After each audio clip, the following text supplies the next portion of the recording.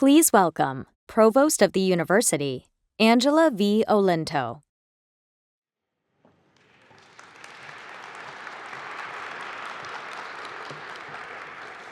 Good morning. Good morning, everybody. Let me hear it back. Good morning. Yes, we are awake, and we are so excited. Welcome, everybody. I'm Angela Olinto, as the voice just told you. I'm the provost. I'm also a professor in astronomy and in physics, and it's my privilege, my great privilege, to welcome you to the inaugural Columbia AI Summit.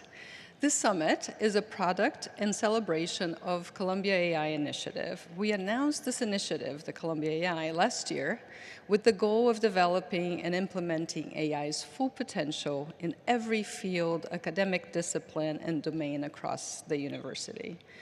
The collaboration is led by the Data Science Institute, Columbia Engineering, and the Office of the Executive Vice President for Research. I would like to quickly thank Garud Yengar, Director of Data Science Institute, Shifu Chang, the Dean of Columbia Engineering, and Jeanette Wing, the EVP for Research, for leading this initiative. Thank you so much, and I'm going to give you guys a hand already. I also want to thank the Cross-School AI Working Group, which brought together faculty from across Columbia to collaboratively shape today's program. While the Columbia AI Initiative is housed within the Data Science Institute, it leverages the full breadth and depth of expertise across the university. AI is impacting every corner of Columbia in times of every discipline, school, member of our community will be impacted through the involvement of this work.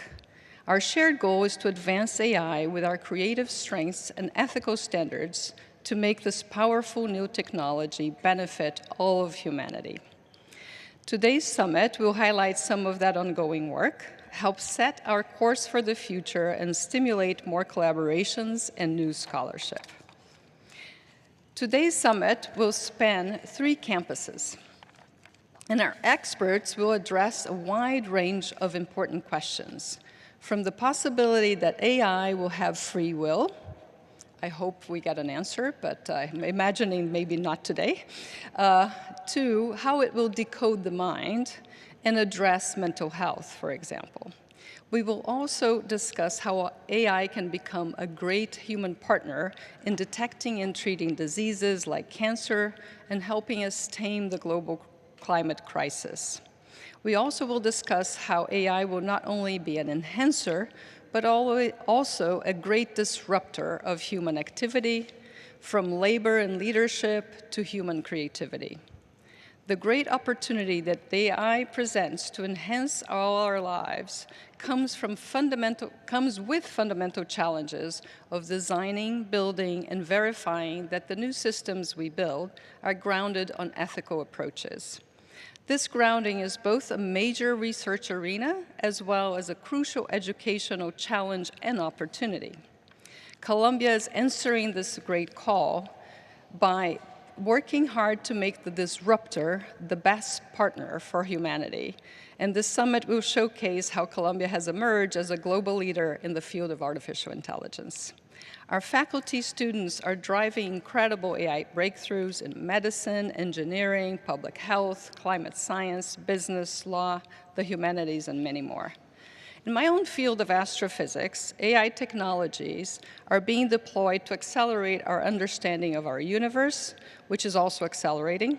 In case you haven't noticed, it's hard to tell, but it is. And AI is also helping understand how the universe began, how did it evolve, and even answer a very, very long question: is there life somewhere other than planet Earth?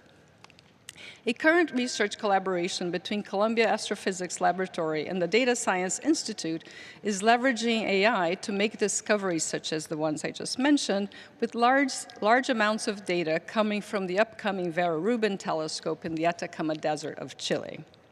So, of course, there's an extraordinary amount of excitement around this technology, not only at Columbia, but around the world. And there's also some trepidation.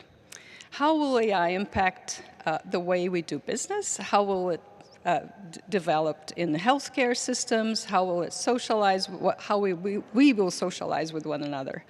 On the academic front, there is innumerable considerations. How will AI impact our teaching, our learning, our research, our patient care, and our community services? In the world increasingly driven by AI, what will be evolving and what will be obsolete? And how can we best prepare all of us for these changes? So before I hand it off to the experts, I will just share with you a small piece of my childhood. I grew up in Rio de Janeiro. Any Brazilians in the room? Yay! Oi, tudo bom? I grew up in Rio, which you probably heard of Copacabana, or maybe Ipanema, depending on your age group. And it has big waves from time to time, the Ipanema beach. Copacabana does not.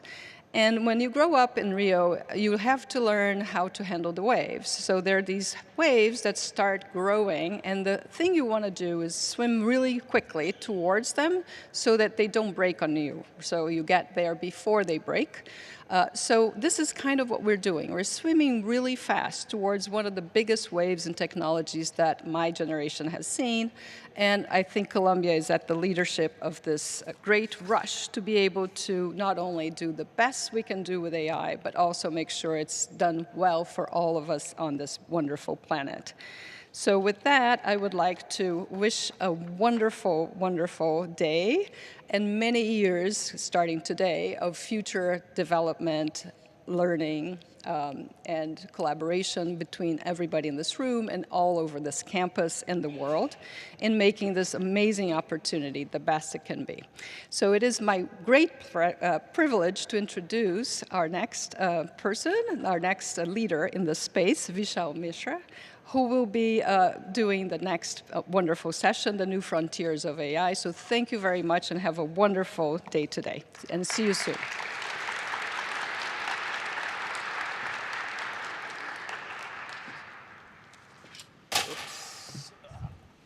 Good start.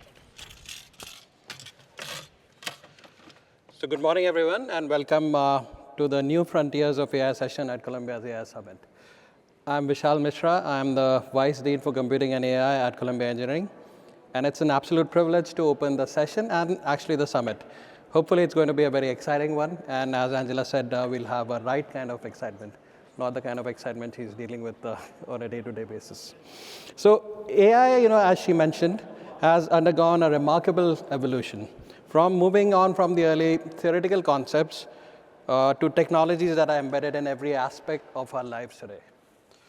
But as far as AI has come, we are still kind of scratching the surface. The big wave that Angela says is coming, we are still scratching the surface. We haven't experienced what it's really going to change, how it's going to change our lives. So today's session is a small glimpse of the extraordinary research that's happening at Columbia.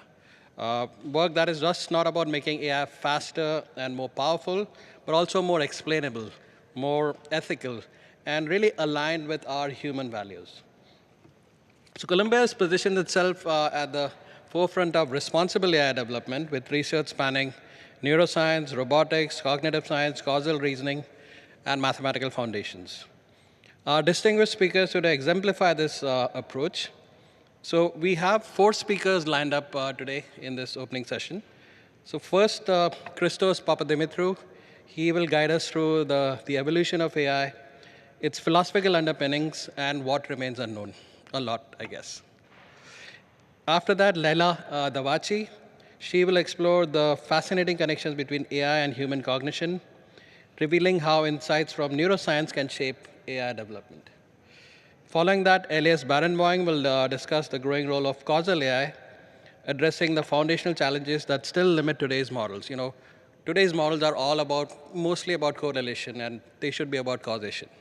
And Elias is going to talk about that. Finally, Yunzhu will push the boundaries of robotic intelligence, where he's exploring how we can build systems that don't just perceive, but also interact with the world like humans. So, most of us experience AI in the form of bits. And Yunzhu's work takes us into the world of molecules, where you interact with the physical world.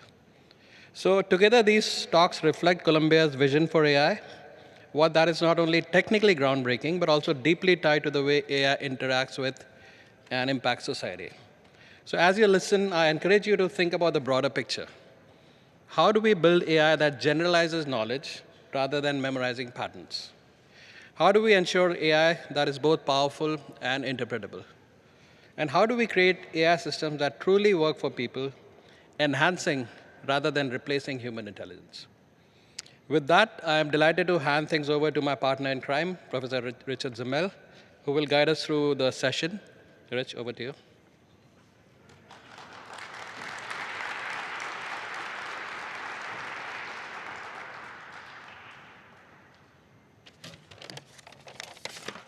All right, thanks very much, Vishal.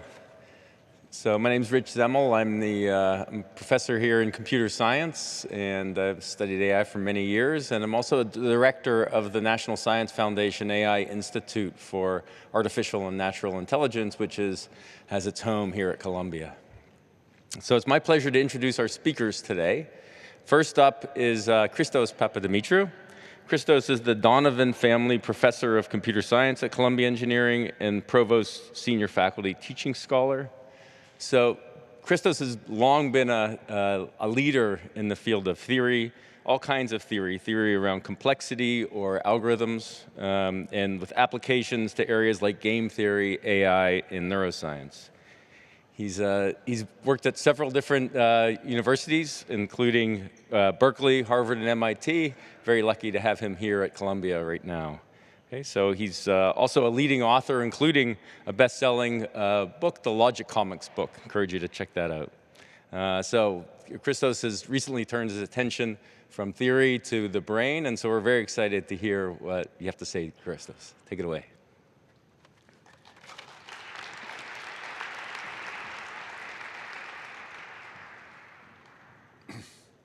Good morning, everybody.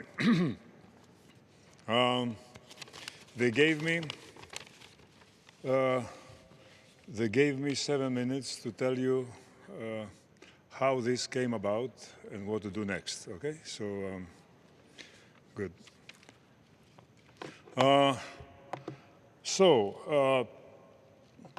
This is a brief history of AI.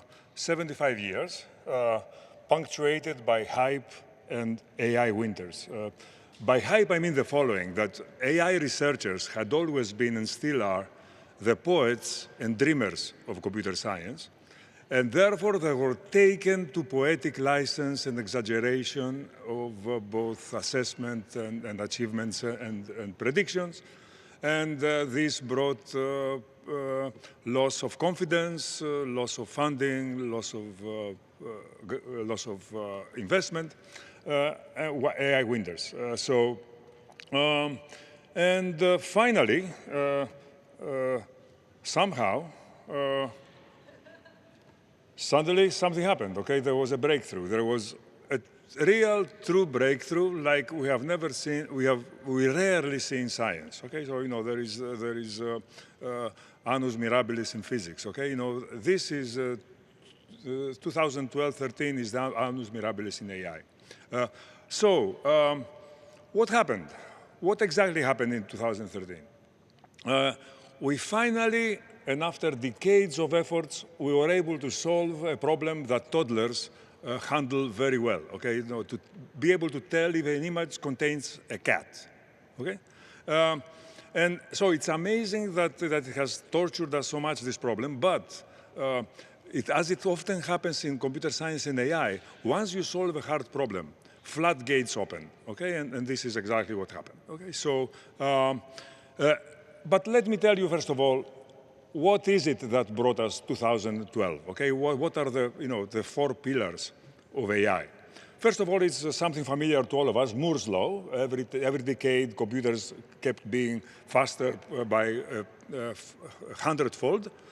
And in fact, on its deathbed, Moore's law, because Moore's law is not yet dead, but it's on life support, okay? But on its deathbed, Moore's law delivered AI. Okay, so what else? The internet was very, very important, okay? Because the internet, data is the lifeblood of AI.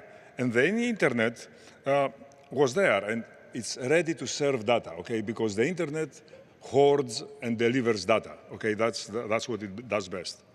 Third pillar is the dogged persistence of a bunch of brilliant people, exemplified here by Geoff Hinton, now Nobel laureate, who persisted through humiliation and failures that deep nets are a good idea. And finally, the triumph of backpropagation. It's a very old trick. We all knew it. We all knew it doesn't work.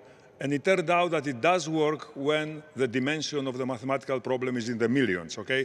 And we are still trying to understand the mathematical underpinnings of this phenomenon. And this is something that I want to point out, that fundamentally, AI is an empirical phenomenon, okay? And in many ways, we don't understand exactly how and why it works. And then there was the fifth pillar, which is the myriads of new research attendees. A lot of young people were enthused by this initial success, and flooded an army of ants that did not left a corner unchecked. Okay, and finally, the second breakthrough happened: large language models.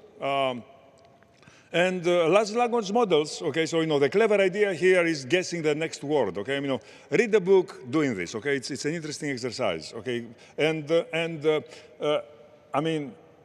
point is that if you do this in every word of every book ever published, okay, and you get good at it by backprop, this means maybe you don't know what happened, but this means that you understand something about language and you understand something about the world, okay, and the world. And this is what happened with and finally there was ChatGPT and the new revolution, which was access and feedback, okay, with people, okay. So that's the problem is clear, okay.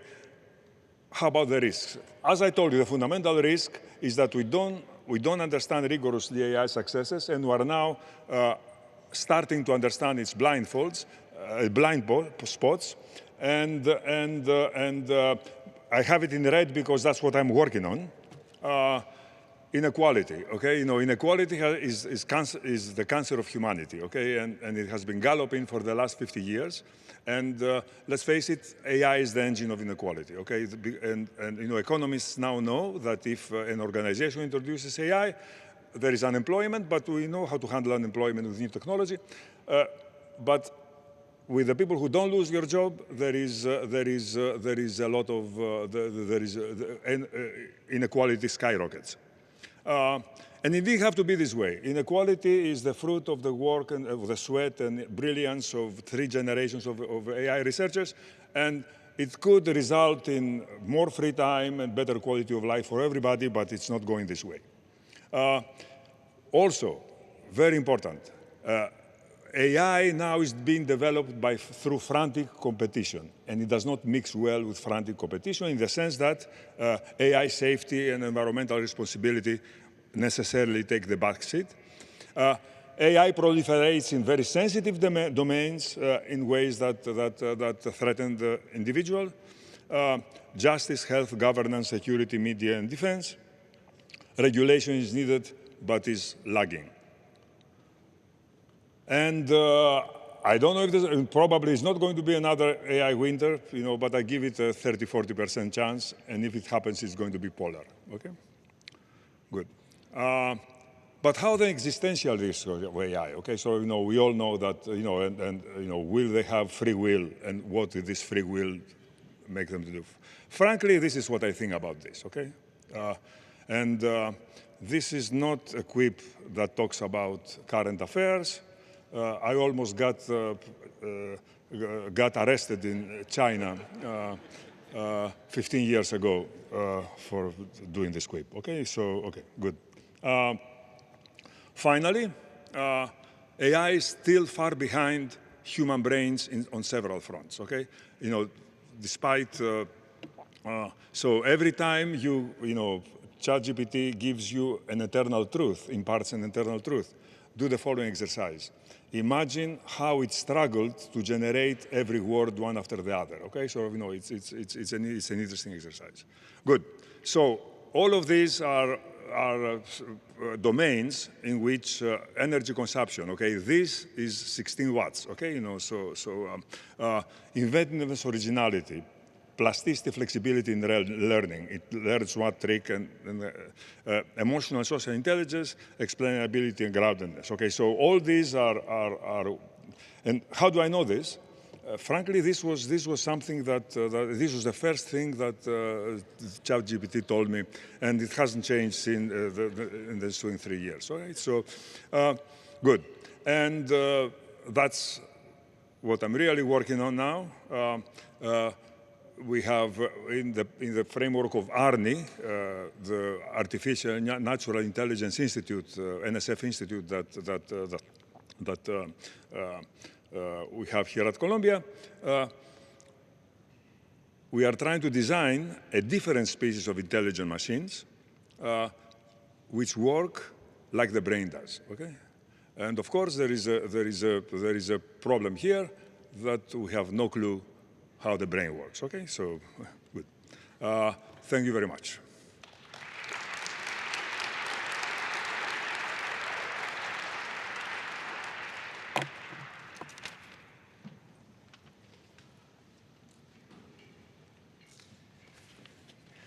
Okay. So our next speaker is Lila Davachi, and Lila is a professor of psychology here at Columbia. Previously, she was a professor at NYU and director of the Center for Learning, Memory, and Emotion there. And she now leads behavioral and neuroimaging research at Columbia. So Lila is a world leader in cognitive neuroscience, exploring how humans encode, consolidate, and organize memory. And she won many awards, a Young Investigator Award, recipient of Columbia's Distinguished Faculty Award, and very excited to hear what she has to say today.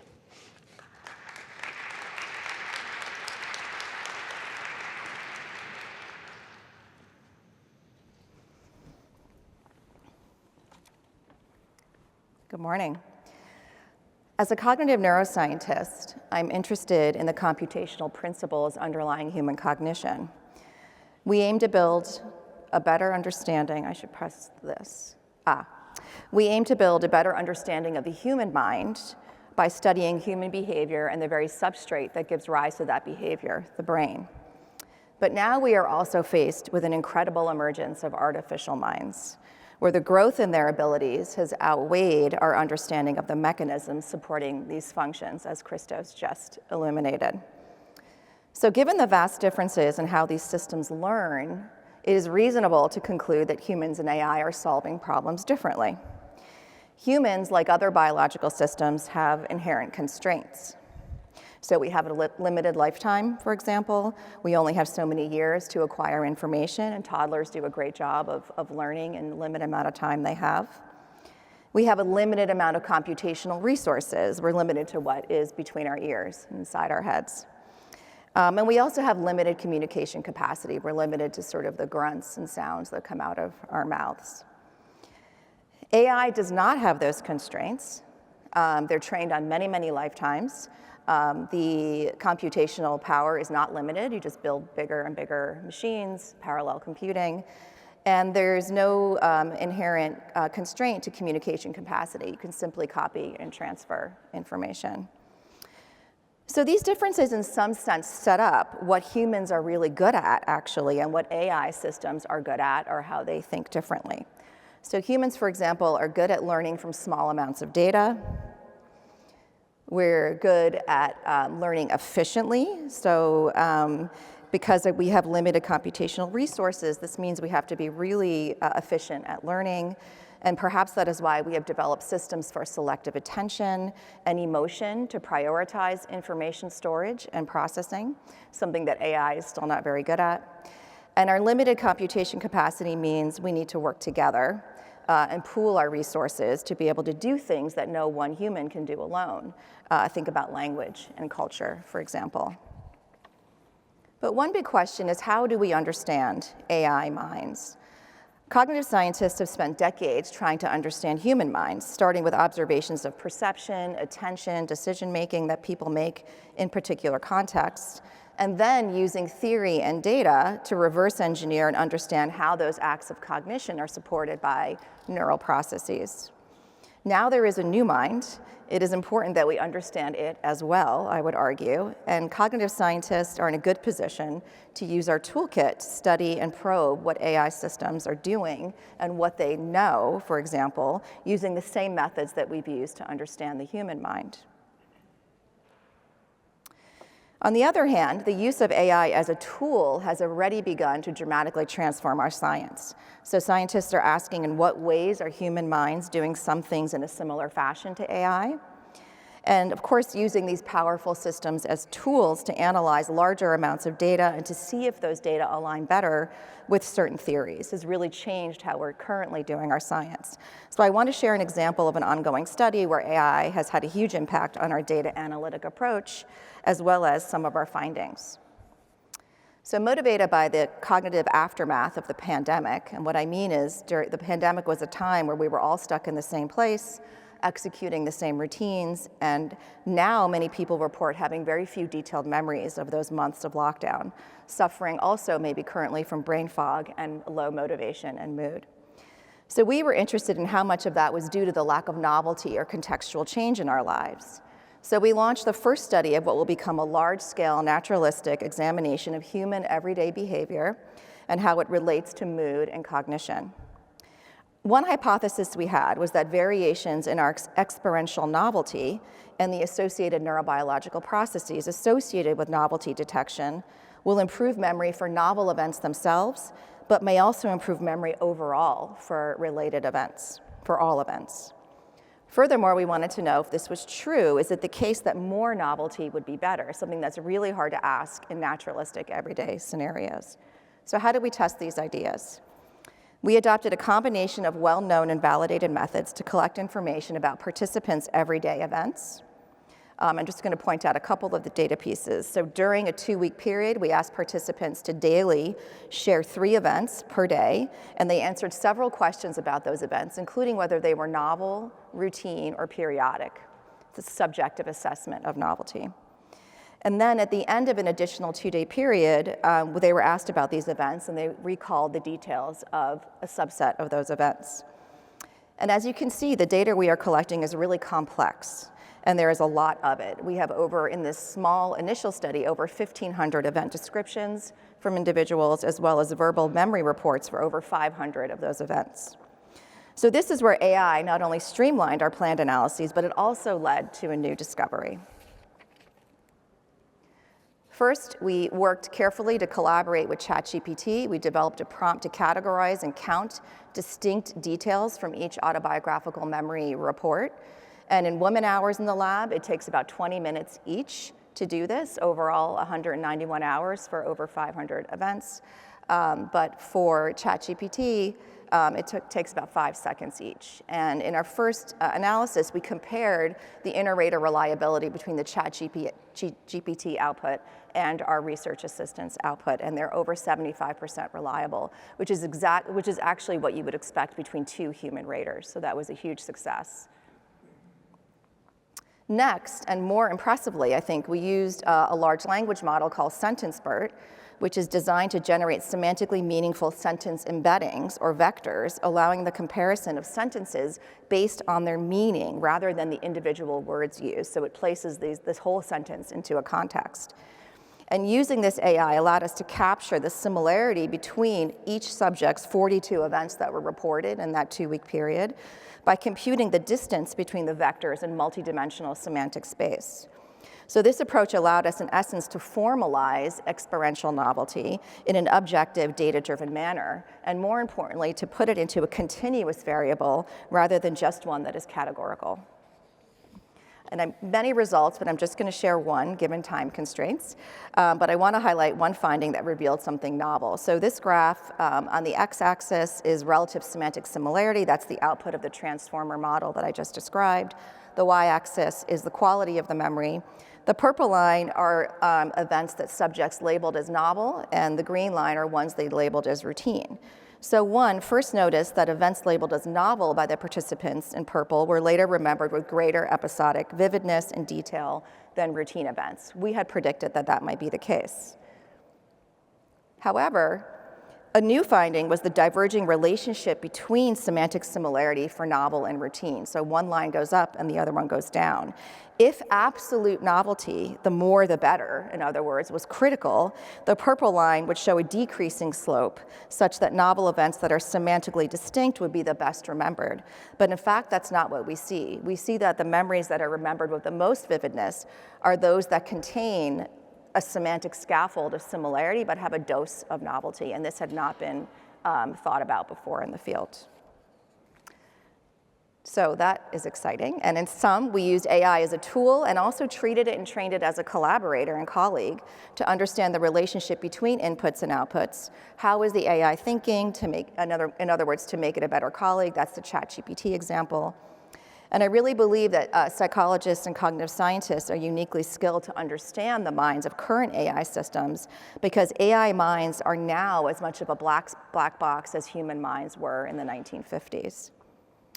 And I think AI will enable us to engage with more naturalistic phenomena without giving up experimental control or the pursuit of a theoretically grounded understanding of human cognition. And I just want to thank the lab and you for your attention.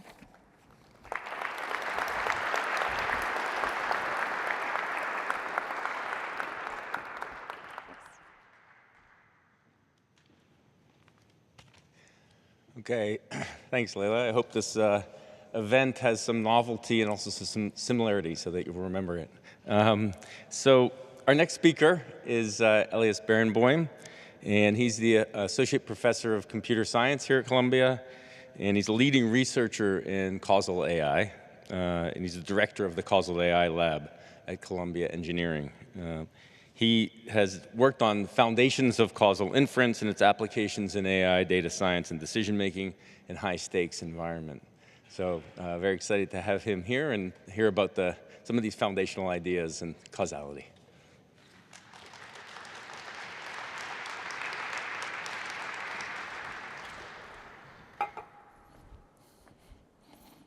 Good morning, everyone.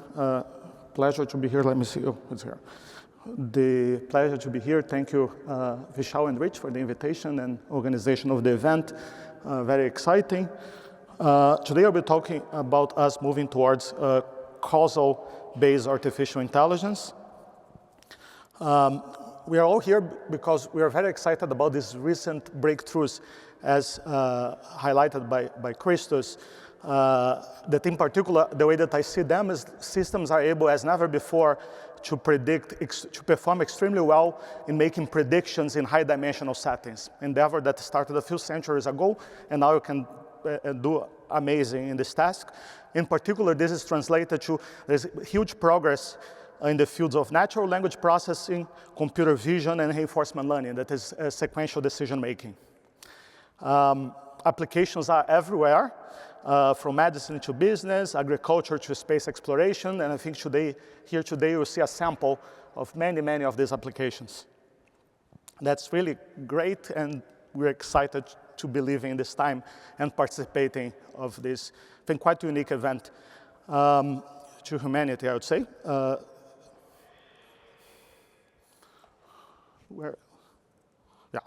I think a question that I ask and we discuss in the lab or among researchers in the field is like, does this mean that we are done? And done here means assuming that we have infinite amount of these two things, infinite amount of computation and infinite amount of data. Would this, under the hypothetical experiment here, Gedantic experiment, does it mean that we have been having the more general types of AI that we have today? And if not, what is missing from the puzzle? I like to say, move to the other side of the coin. Despite of the huge progresses, still there is many challenges in AI. There are still serious foundational issues. Current AI systems suffer from the lack of explainability capabilities, and also they are kind of black boxes. We don't understand, not even who developed these systems have any idea why they are working in the way that they are. They are prone to have unfair and unethical decision-making. they are very data hungry, data inefficient. You need the kind of billions of data points in addition to energy in order to learn something that an infant will learn very quickly. And they are also poor generalizability. They are very non-robust. Anyone in the field can break these systems very easily. And they also lack controllability. They can go completely off rail, and we don't have a way of controlling anything about the systems. Now, I'm not the first one saying that. This is just from CNN saying that AI could pose extinction-level threat to humans and the US must intervene. State Department Commission report warns. Another one for Nature Briefing saying that AI and robotics briefing, there is a 5% risk that AI will wipe out humanity. I will move the number aside, the skill to put it, but there is a non-vanishing probability of having this very extreme event.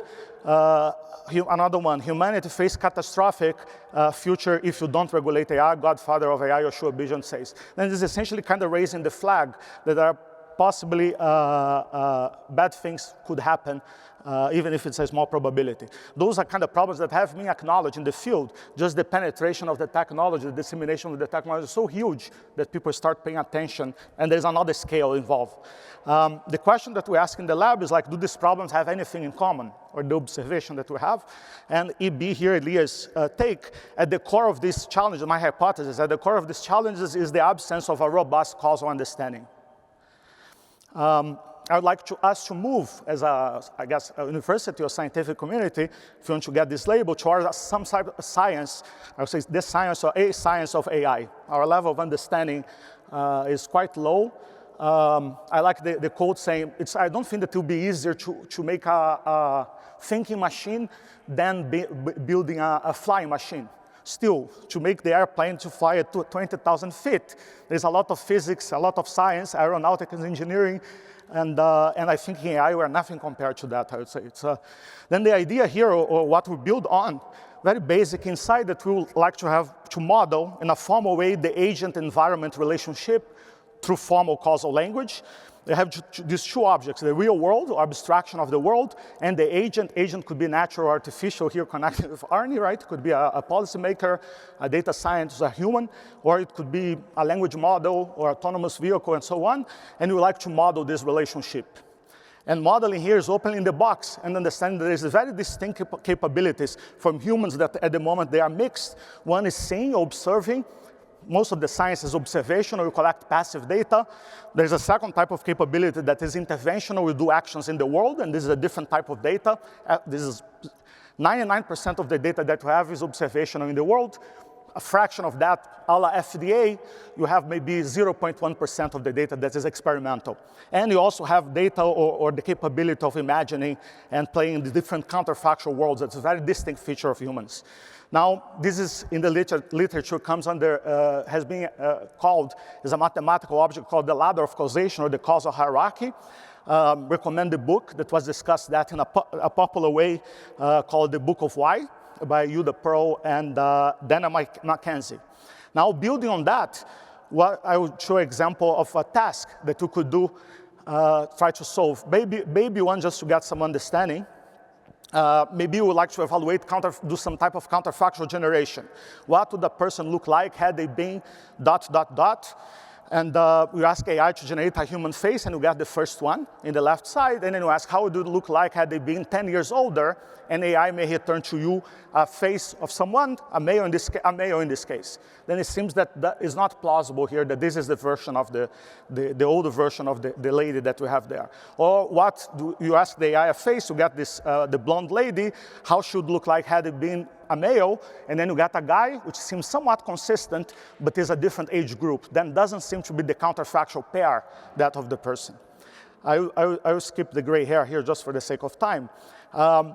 What is misleading the AI at the moment, that there is a strong correlation between gender and age. Then when you change one, we have an effect on the other. You change gender, and it affects the age, or you change age and it affects the gender. It's totally off.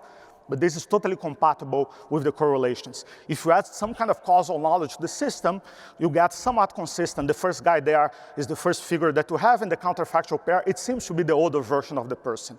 The same with the lady in the column in the middle.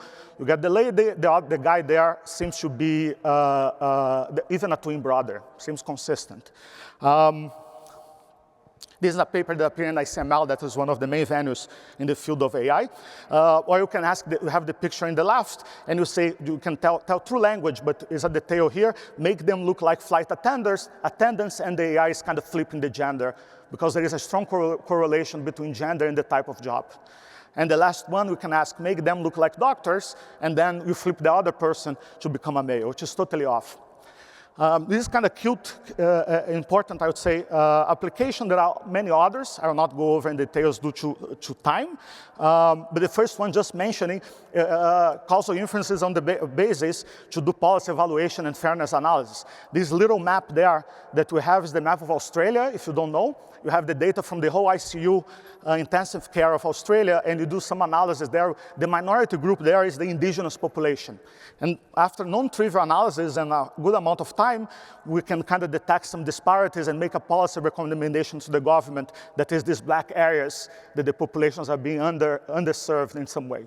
Happy to share that. This is in the health disparities. There's applications in criminal justice and environmental sciences. The second task is about dynamic treatment regimes, that about how do you accelerate the process of discovery or decision making.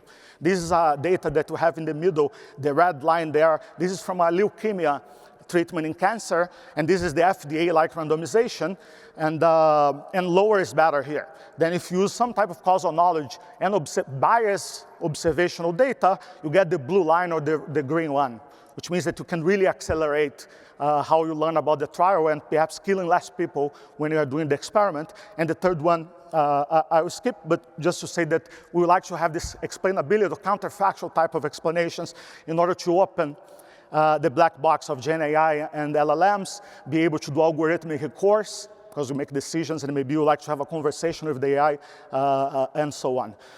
Then our goal here, the Causal AI research program, is to develop more general and trustworthy AI systems endowed with the following capabilities: having some causal understanding and the capability of articulating explanations, being more sample efficient and precise in terms of decision making. You don't want to have a fat hand intervention, but be more surgical.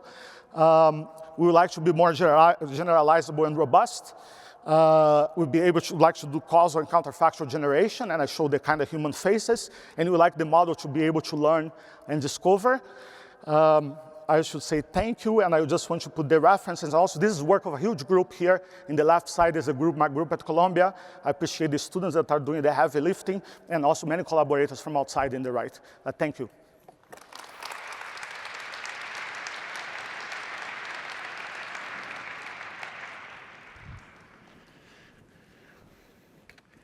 All right, thanks, Elias.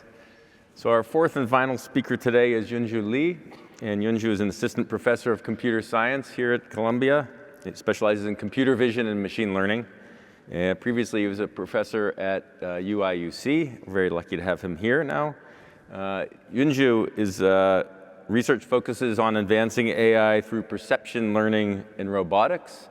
And he's a rising star in this area. This area is really rapidly taking off, and so very excited to hear about latest developments in your work.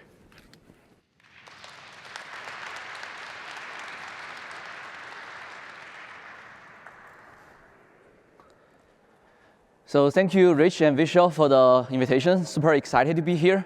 Today, I'm going to be discussing robot intelligence and robot and AI, and how we can go towards this general robotic intelligence.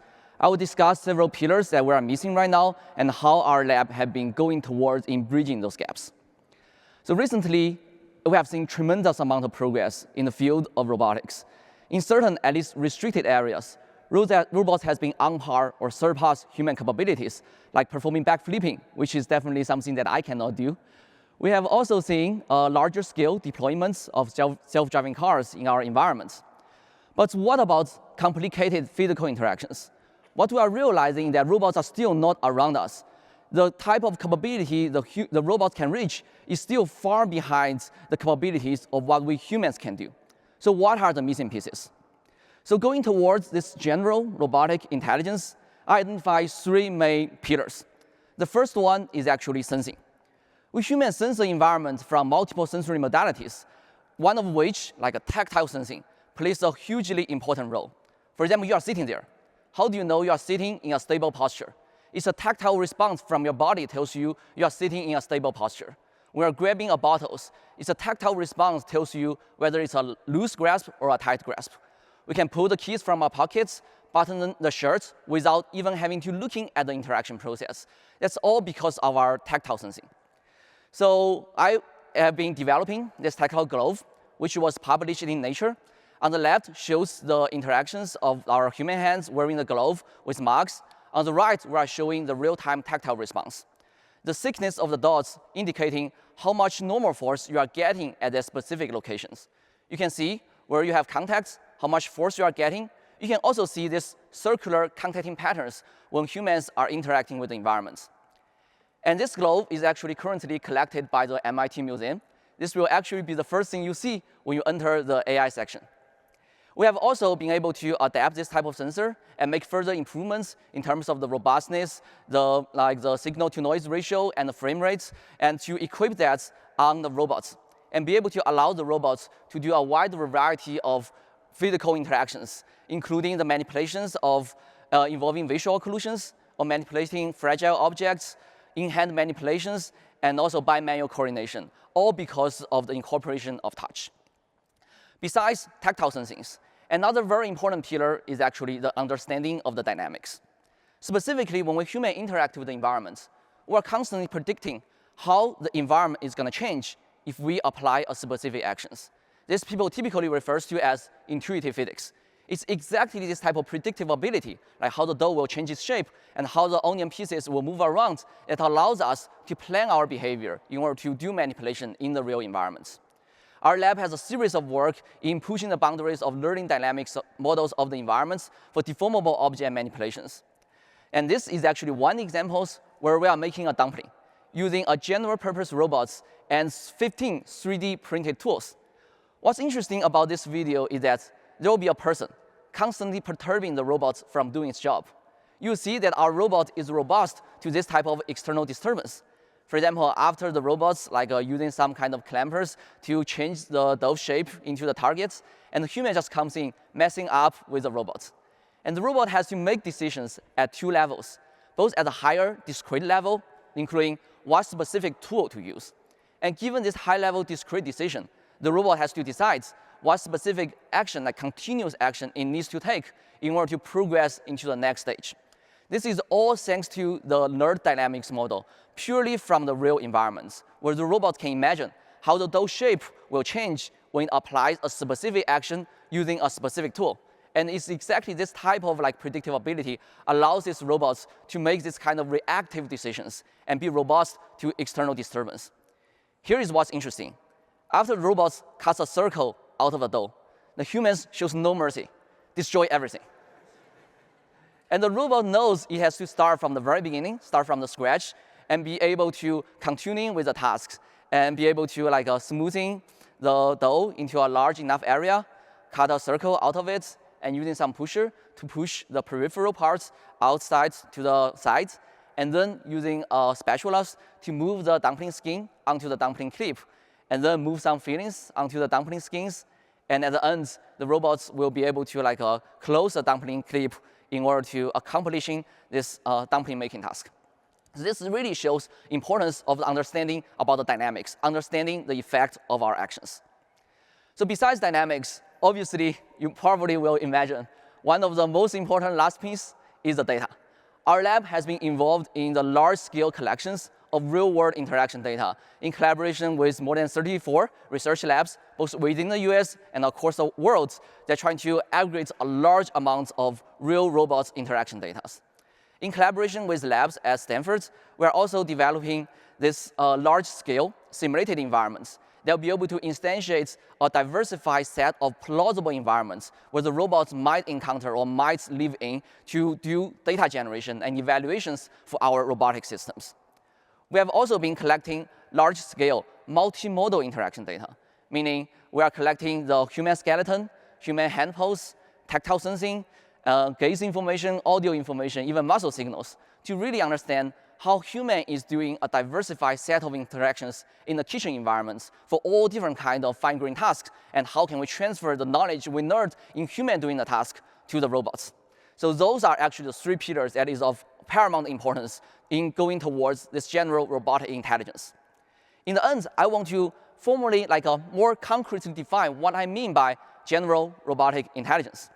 So currently, from ChatGPT, all of those large foundation models, what they really give us is this kind of model where the output may not always be perfect, but will always generate something that is reasonable. So what I hope to achieve with this general robotic intelligence is similar, meaning the synthesized action may not always be the optimal one, but we always want the generated motion to be beautiful and also reasonable, given whatever language instructions you give to the robots, and the robot will always do something that is reasonable according to that instructions. And that will be the end of my talk, and I really hope our robots will be able to achieve a diversified set of skills in our daily environments. Thank you.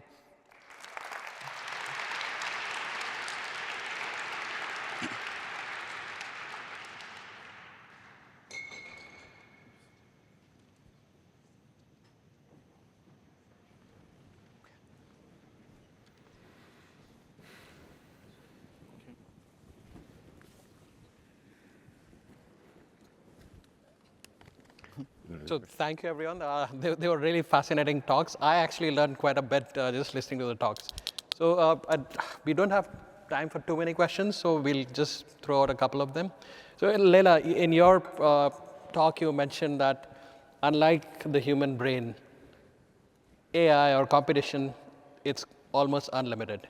But that's both a blessing and a curse, because all these new tools, all these models that have been built, they're kind of brute forcing their way into intelligence. So do you think, Christos, this is the question now goes to you. Do you think this has hindered the way of developing an understanding of how the brain, which is a lot more efficient, works? We see an example with DeepSeek. They had constrained hardware, they did really good engineering, and came up with a much better model. So where do you think we are in the understanding of brain, and have these large models hindered that pursuit? Anyway. Well, I think that it's really important to stress that we need to start, I think everyone resonated with that, just to study the AI systems and to understand them. And then whether or not we do that before they continue to grow and change becomes a really interesting debate. I also think it's important to interleave education obviously we're in a beautiful university. I think training young people to interact and to understand what we even just heard about today is going to be really important in the future. Will it hinder the discovery of the human mind? I think so far it's only been assisting in ways because we are collaborating very strongly with the AI. I don't know that I would let the AI design an experiment for me, but I don't know if you want to add to that. Yes, one little thing. You mentioned DeepSeek. Very interesting case in point. It exposed basically the modus operandi, the MO of AI research today, of industrial AI research, which is slash and burn bigger and bigger models, and don't stop to think either the environment or exactly what it is that we are doing. Okay, so a small company in China did that and saved 99%. Okay, so this is one thing. The comparison between AI models and the brain is of course extremely interesting. This is what our $20 million institute is about. One obvious observation is that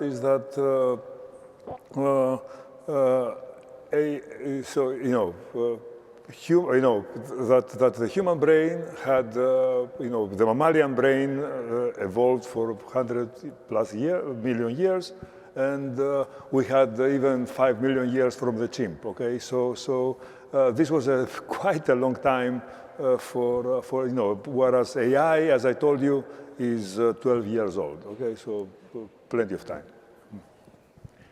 Okay, so we only have like a minute left. So a real quick question. So AI touches on tons of different areas and vice versa. And each of you has a unique perspective from theory, neuroscience, causality, robotics. So, can you give an example where kind of interdisciplinary work has, these kind of interaction between the fields leads to a breakthrough in your work or other work that you can think of? Why don't we start with you, Elias? Okay. It's a general one. I would say I think it's everywhere, right, in some way. And if I need to do a prediction about the future, I would say I think in the intersection of health and medicine, I think the space is kind of amazing, right? Because in some way the bar is low. Also, we understand we don't use data very well at the moment. And if you have, even with the current tools already, there are a huge amount of space, right, to improve. Okay. Yeah. Yunzhu, you get the last word. So in terms of the interdisciplinary collaborations and power in robotics, that actually is huge because robotics, every working robotic systems in the real environments is a system work. It is composed of multiple modules, from the perception system to the dynamics modeling systems to the planning and decision-making systems.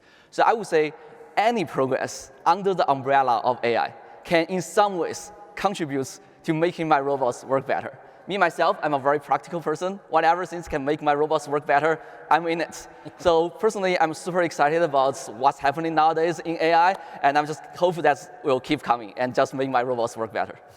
Okay, cool. That's great.